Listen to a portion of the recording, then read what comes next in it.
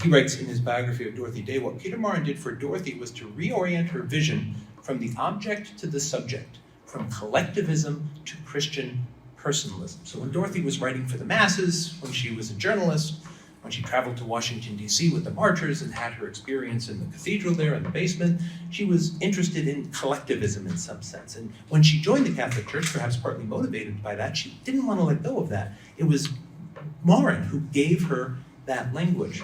I think that what Maurin and Day did together is take this abstract, heady, 20-something philosophy grad student movement in France and make it into something that, number one, was recognizably Christian and was rooted in real human circumstances. It made it into the personalism that I think all of us in the room would want to see celebrated.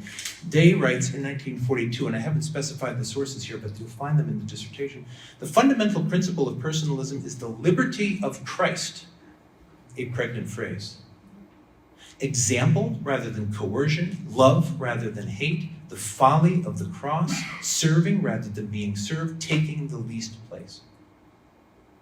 Compare this to individualism, collectivism, communism, bourgeois, it's a very different tone.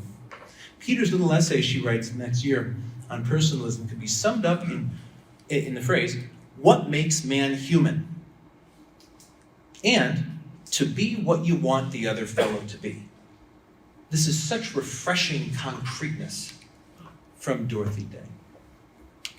In lots of ways, she took this language of personalism that Maurin had introduced, and I think with him and in her conversations with him, drew out the content that makes it not just a part of the existentialist tree, but a distinctively Christian way of life. Peter, she writes, is always getting back to Francis of Assisi, St. Francis, who was most truly the, quote, great personalist. In his poverty, rich.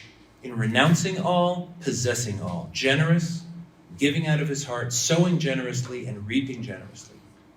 Humble and asking when in need, possessing freedom and all joy. These, in her mind, are qualities of the personalist, of someone practicing personalism. Christian personalism